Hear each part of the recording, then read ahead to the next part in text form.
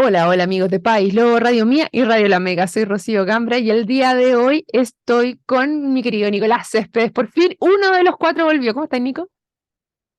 Hola Rocío, bien, gusto saludarte. Acá ya más tranquilo en Puerto Ahora, la gente se empezó a ir de a poco y hay más espacio, hay menos autos, se nota que ya está llegando marzo, así que bien por ese lado. Bueno, acá nosotros no hay más tacos, más problemas, pero vamos que se puede. Oye, otro candidato constituyente tomó la palabra y está el día de hoy con nosotros, que él es Samuel Gálvez, candidato constituyente por el Partido Liberal. ¿Cómo estás, Samuel? Hola Rocío, muy bien. Hola Nico. Muy Hola, Samuel. contento y agradecido por la invitación, así que saludar a toda la gente que los escucha y vamos con todo a abordar esta noticia. Sí, hoy el otro día nos contaba Juan Carlos Claret, que es otro, en verdad somos cinco, ¿ah? Sí, vamos sumando, están volviendo de las vacaciones, nos escuchaban en Puerto Octay también, así que un abrazo para toda la gente de Puerto Octay que nos escucha también.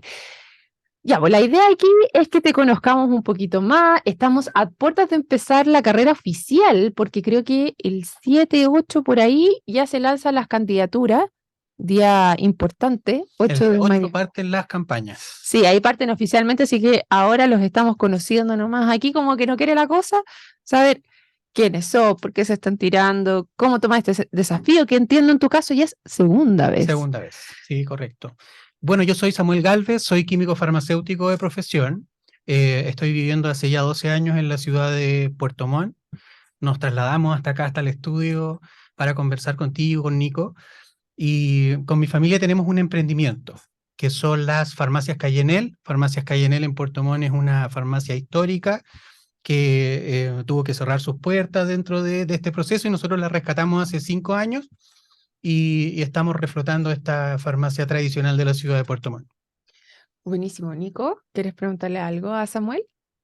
Oye, No. interesante, un clásico, no es menor tomar un negocio que está en el suelo, digamos, y levantarlo y hacerse cargo también de toda la responsabilidad, porque hay gente que trabaja ahí, hay todo un proceso de insumo, así que felicidades ahí por lo clásico de la farmacia.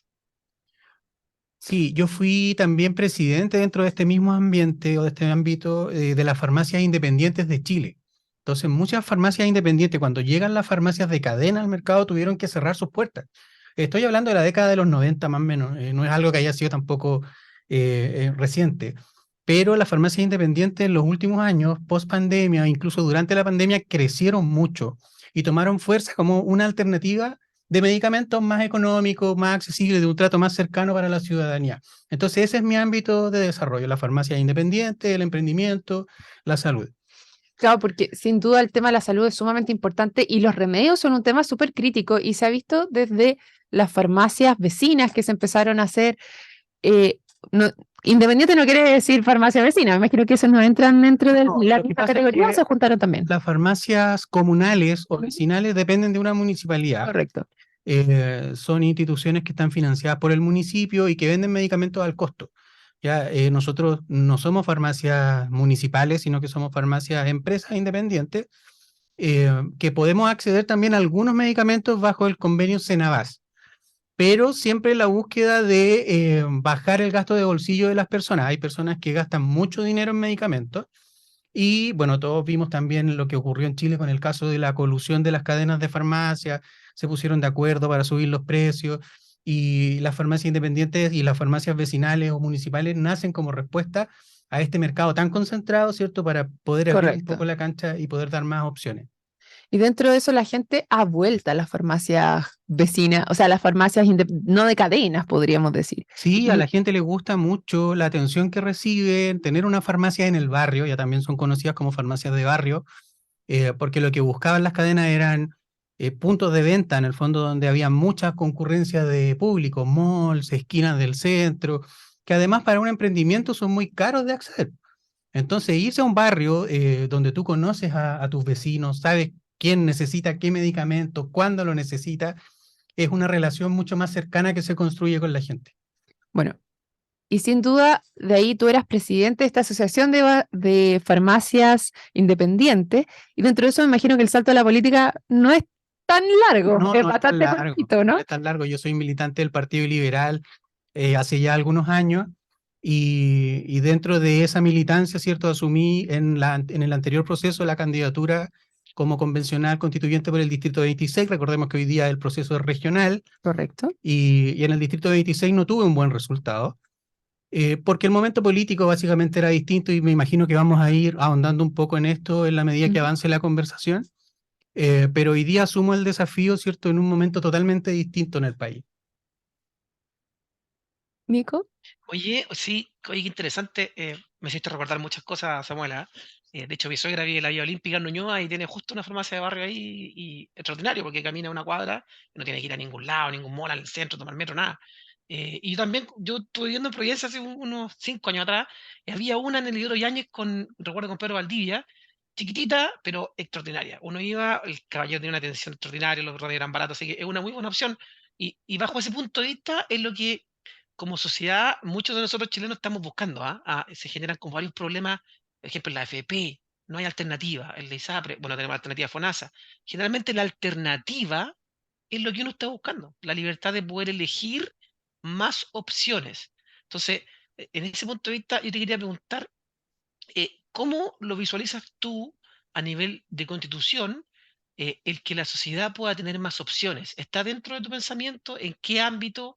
¿Cómo quieres llegar me imagino que está orientado más o menos en romper esta, digamos, no un monopolio, pero esta fuerza con que el mercado arrasa con lo que antes la sociedad tenía en los 80? ¿Cómo mezclamos eso en sociedad, dentro de una constitución? Porque no es tan sencillo poder representarlo para que después sea una realidad. Lo que pasa es que, muchas gracias por la pregunta, permite explicar muy bien por qué es necesario un cambio de constitución o de paradigma constitucional.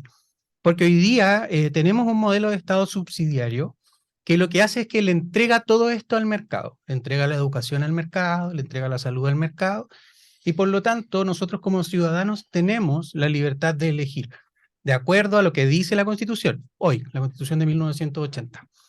Tendríamos la libertad de elegir, por ejemplo, si vamos al colegio de nuestros hijos, pero ¿hasta cuándo tienes la libertad de elegir? Hasta cuando el bolsillo te lo permite.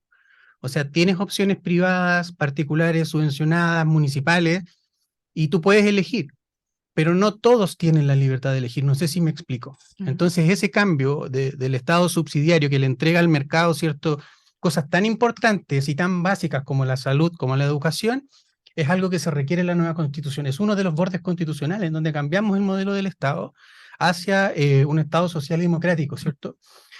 Entonces, los derechos sociales tienen que estar en la nueva Constitución. Yo en todas las invitaciones que me han hecho creo que lo he mencionado, la Constitución no es una lista de deseos, ¿ya? Y eso hay que decírselo a la gente de frente, no viene a solucionarles la vida a las personas, pero sí sienta las bases y los pisos mínimos, como decía Nicolás, de la sociedad que queremos, en donde la libertad de elegir sea una realidad más palpable, más latente. Ahí tú dices la nueva constitución tiene que tenerlo, pero en la actual constitución dice específicamente que el Estado de Chile tiene que garantizar la educación hasta cuarto medio. Entonces, ¿cómo ves tú que eso en la nueva constitución debiera ser? Y por otro lado, el tema de salud, el Estado de Chile ya está proporcionando salud específicamente. Sí, correcto. ¿Cómo? Existen garantías constitucionales hoy de salud, de educación. El problema es si esas garantías son reales o se están haciendo palpables para todos. Por ejemplo, el tema de la educación, nuevamente, o sea, tienes garantizada la educación municipal. Hoy día venía escuchando en un medio que en Puerto Varas tienen una crisis por oferta de cupos de educación. O sea, el Estado se tiene que hacer cargo ahí. ¿Cuándo? Cuando los privados no fueron capaces o la gente no tiene la posibilidad de pagar el colegio Puerto Varas, por nombrar uno, ya carísimo en la comuna. Entonces, el Estado se tiene que hacer cargo cuando el privado se desentiende. Y eso es lo que tenemos que cambiar. Hoy día el Estado se hace cargo, sí, pero el Estado tiene que tiene que tomar un rol un poco más activo respecto de este tipo de cosas. ¿Tú crees que bajo la situación actual, bueno, Nico es de Puerto Vara, así que nos puede contar un poco cómo está la situación de los colegios allá, que entiendo que efectivamente fue porque con la pandemia se fue mucha gente y con eso hizo una presión hacia sistemas educativos en el lugar? ¿Es así o no, Nico? Sí, lo que pasa es que cuando, yo igual, mira, yo igual consigo un poco lo que dice Samuel en el aspecto de que el Estado, durante, no sé, 50 años o 40 años, ha descansado sobre el privado, ¿ya? Porque piensen también que para el Estado es un costo y un gasto bien grande el hacerse cargo de problemas, cosa que tiene que hacer porque es el Estado. Lo vemos con la fundación. Uno ve una fundación y están en todos lados. No sé, en el caso del incendio de Castro, por ejemplo, el que levantó las casas con fuerza y con dinero fue un privado, fue la Fundación Levantemos Chile. En el caso de la gente que está con discapacidades, un privado, que es la Fundación Teletón. Entonces, cuando un país quiere muchísimas fundaciones y mucho mundo privado, claro, el Estado descansa y duerme y no se hace cargo, efectivamente. Lo que pasó en Puerto Vara es lo que pasa en muchas ciudades que están ahí en el borde de los 30, 40 mil habitantes, que explota demográficamente y los servicios no son capaces de cubrirse.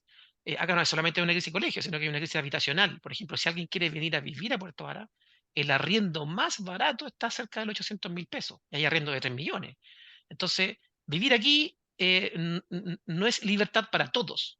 ¿Ya? Entonces, ¿cómo hacemos a nivel de constitución de que eso sea factible? Porque nosotros hemos escuchado, por ejemplo, en el lado de la educación, ya, hagamos la educación pública, por ejemplo.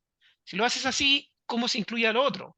En el caso de la salud, hagámosla pública. Si lo haces así, ¿cómo incluye lo otro? Porque uno va a países como Canadá, por ejemplo, y se da cuenta que efectivamente el Estado funciona porque se hace cargo de cosas que son básicas. Entonces, a mí lo que me preocupa como sociedad, y esa es la pregunta que siempre estamos tratando de hacer en los constituyentes, ¿a dónde metería usted el dedito? Fuerte, fuerte, aunque haga ruido y duela, para que ese giro se produzca, porque parece que todos estamos de acuerdo, pero algo pasa que no sé si el sistema político es el que no permite que esto cambie, no sé si el sistema económico, ahí estamos nosotros averiguando en nuestro postulante constituyente cuál es su visión. Lo que pasa es que los cambios de paradigma son súper difíciles. Es algo, un cambio constitucional, por ejemplo, es un proceso que va a demorar, yo creo que por lo menos unos 10 años de transición, porque como hemos estado conversando, desde 1980 hemos visto cómo el privado también se ha ido fortaleciendo y por lo tanto también tiene algo que decir respecto de salud, respecto de educación, respecto de forestales o modelos de explotación. Y por lo tanto, cuando tú dices, necesitamos un Estado un poco más fuerte, ya yo no tengo una visión estatista, que todo sea estatal, que todo sea público y el Estado se haga cargo de todo, no. De hecho, yo soy privado en el área de la salud. Yo tengo una empresa que es una farmacia independiente. Por lo tanto, sería incoherente, ¿cierto?, que yo estuviera en una posición al respecto. Entonces, cuando tú empiezas a apretar al privado y decirle, oye, aquí necesitamos que, por ejemplo, se cuide el medio ambiente, que se paguen más impuestos, que se repare el daño que tú estás causando, eh, obviamente que tú tienes una resistencia, ¿cierto? Lo vimos en los incendios forestales que hubo hace poco en la Araucanía, en la región del Biobío. Se habló de, por ahí se deslizó algo sobre un royalty a las forestales y después se tomó ciertas precauciones respecto a lo que se estaba hablando. ¿Por qué? Porque al privado hoy día en Chile se le van pisando los callos en algunas partes, pero yo creo que hay que apretar ahí y hay que sentarse a conversar con ellos y decirle, mira, tenemos un país que tiene recursos naturales, pero que los recursos naturales se acaban. Tenemos un país donde se puede hacer forestales, pero hay que hacer un surco que permita que el fuego no pase hacia las zonas pobladas. Entonces hay que hablar con los privados, hay que sentarse a Pero conversar. entiendo que en el caso de los surcos eso ya está y el problema está en las forestales que no están, como que son chiquititas, que no están Hay bien, pequeños forestales, pero ¿cómo como las apoyamos a pequeñas. los pequeños, po? Hay un modelo económico en donde tú ves grandes empresas, y yo hablo también desde lo que conozco, que son las Ujú. farmacias, en donde una farmacia independiente vende 1 versus la del frente que es de cadena vende 100.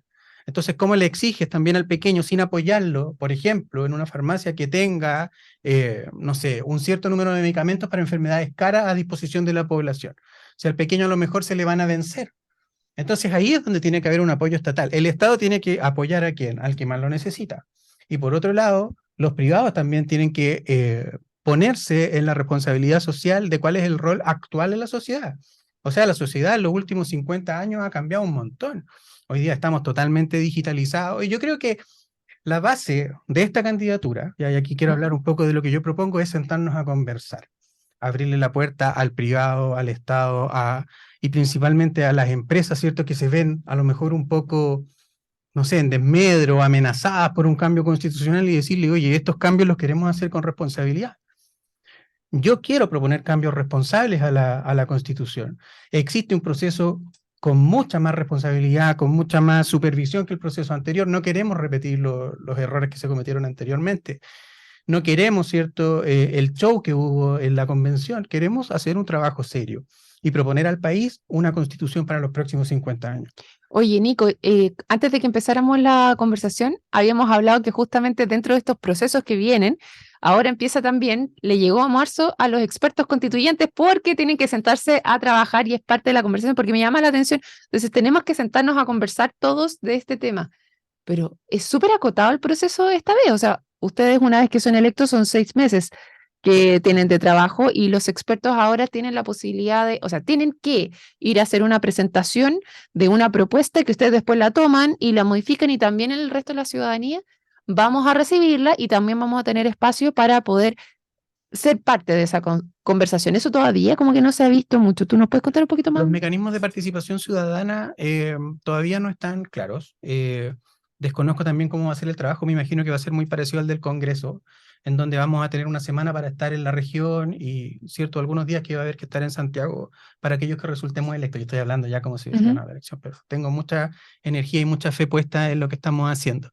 Pero sí, hoy parte el trabajo de los expertos constitucionales y como es tan acotado el tiempo, es muy bueno esto porque ellos en este periodo de tiempo, que son los 3 meses que tienen para trabajar, ellos van a entregar una propuesta, un borrador, un trabajo ya avanzado. Por lo tanto, la hoja en blanco queda en el pasado, queda totalmente superada y hoy día empezamos a trabajar en base a un proyecto propuesto por personas que están altamente capacitadas para trabajar en temas constitucionales. Una de ellas, ¿cierto?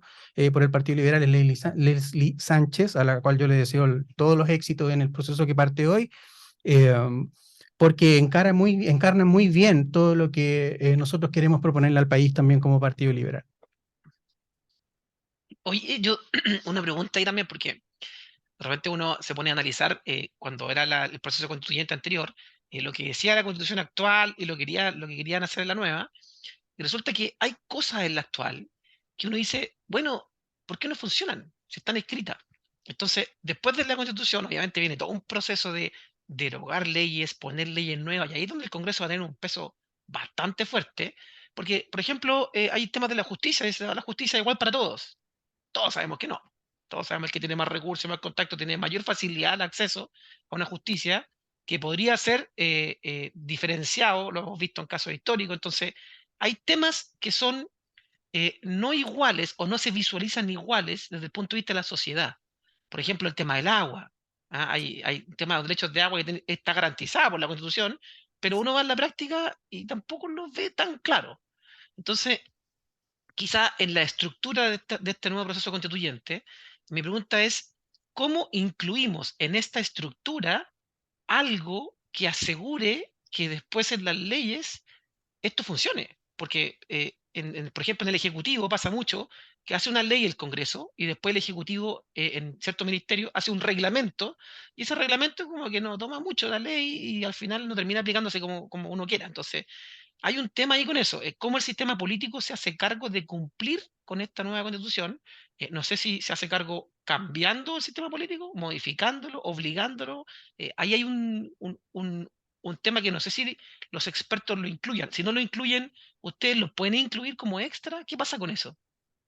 Sí, yo tengo entendido que los consejeros electos van a ser quienes tienen de alguna forma la última palabra respecto de esta propuesta. Si no hay acuerdo, se genera una comisión mixta de expertos y de consejeros para tratar de dirimir el tema. Yo creo que Nicolás tiene razón en que sistema político y el modelo de Estado son dos grandes temas y a lo mejor un poco técnicos respecto de lo que va a ser esta nueva constitución, pero son temas muy importantes, porque yo creo firmemente que las democracias fuertes se construyen desde los partidos políticos. Y hoy es muy difícil para cualquier gobierno gobernar con un parlamento, ¿cierto?, tan segregado, tan dividido. Tenemos hoy día bancadas de todos colores, para todos los gustos, ¿cierto? La DC que se desgranó un poquito para todos lados. Hay bancadas, ¿cierto?, que están muy atomizadas. Y de alguna manera el sistema político se tiene que hacer cargo de esta atomización para que sea el gobierno que venga, tenga la capacidad de gobernar y llevar a la realidad lo que la Constitución determine y lo que el legislativo, interpretando esta Constitución, sea capaz también de legislar para que sea una realidad. Yo creo que esa es una de las grandes trabas que tiene la Constitución de 1980.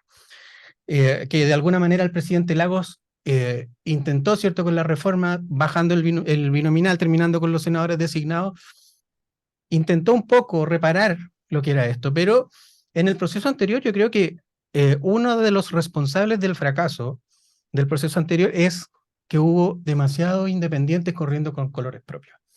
Mucha gente que no se aglutinó en torno a una idea a fuerza para poder llevarla a una nueva constitución. Entonces, cuando tú tienes una convención constitucional con 155 personas, de las cuales habían, no recuerdo cuántas agrupaciones pequeñas, ¿cierto?, donde cada uno llevaba una idea distinta, es muy difícil ponerse de acuerdo.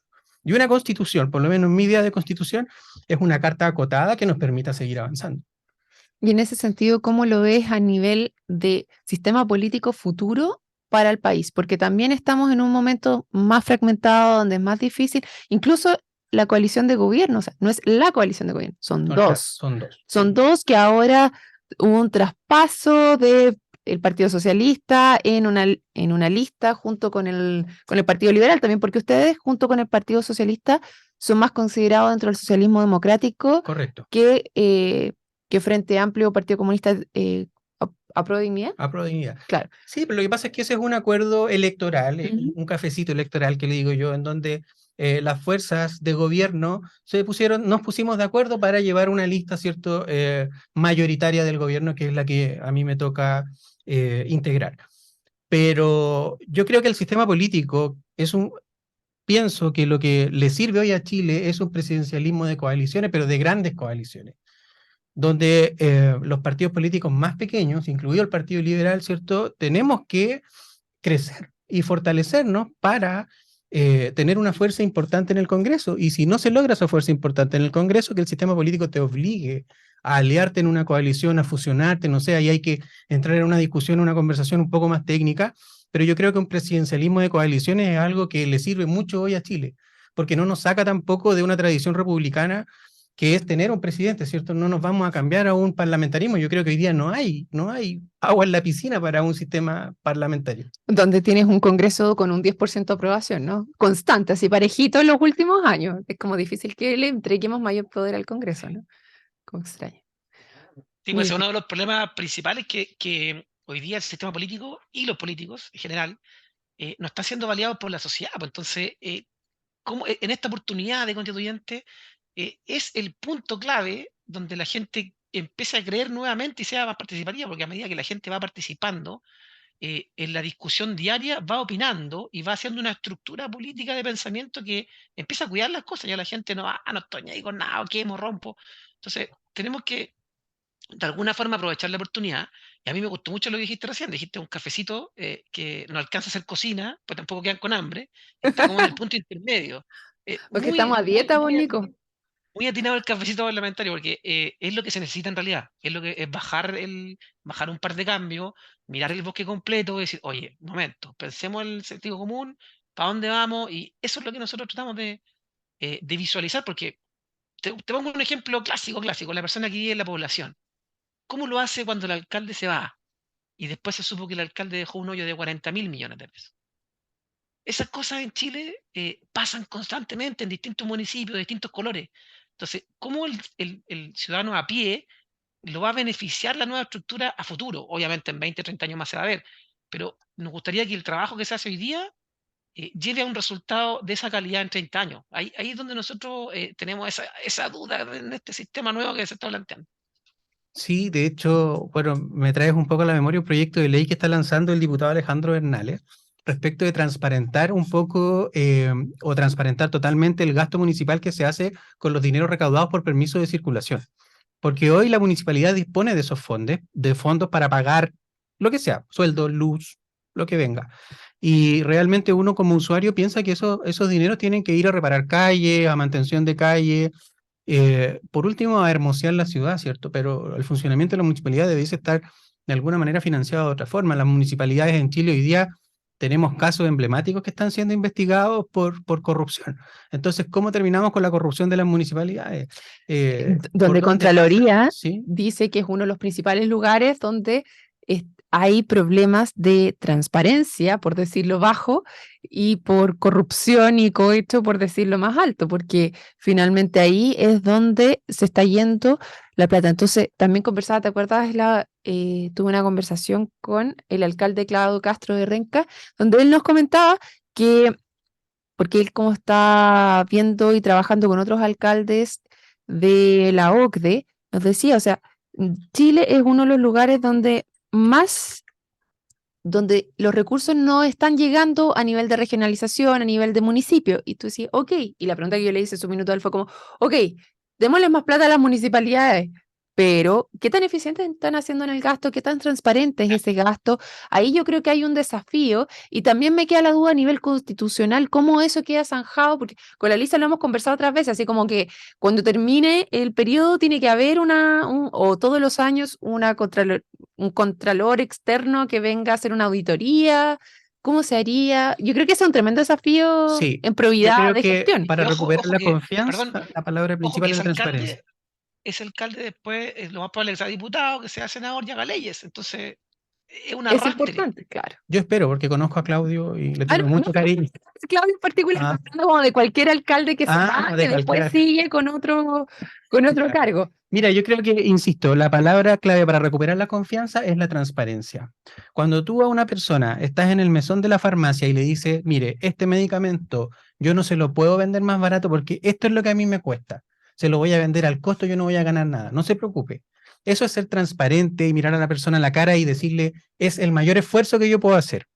Entonces ahí cuando el mayor esfuerzo que el privado puede hacer es eso, es donde tiene que entrar el Estado y dice con la cena más, ok, yo puedo comprar mucho más y te bajo el precio 3 veces, 4 veces. Oye, eso te quería preguntar. Yo sé que se nos acabó súper el tiempo, pero era una duda a nivel de farmacia que una vez mi suegro estaba ahí y vio como que venía una planilla donde estaban los medicamentos y tenían un impuesto extra. ¿Hay medicamentos que efectivamente tengan un impuesto extra? No, hoy día los medicamentos pagan IVA como cualquier producto y es un impuesto que en Chile es muy necesario, por lo tanto tampoco estoy a favor de rebajarle el IVA a los medicamentos. No creo que se garantice tampoco que esa rebaja de impuesto, por ejemplo, vaya al consumidor final. Por lo tanto, ya, bueno, entramos en conversación de políticas públicas, Sí, sí, claro. pero no, los medicamentos solamente pagan IVA hoy en Chile. Perfecto. Oye, se nos ha acabado el tiempo, Nico, como siempre nos falta, y les damos un abrazo también a todos los que se sumaron a esta conversación y les invitamos mañana a otro Política Podcast. Chao, chao.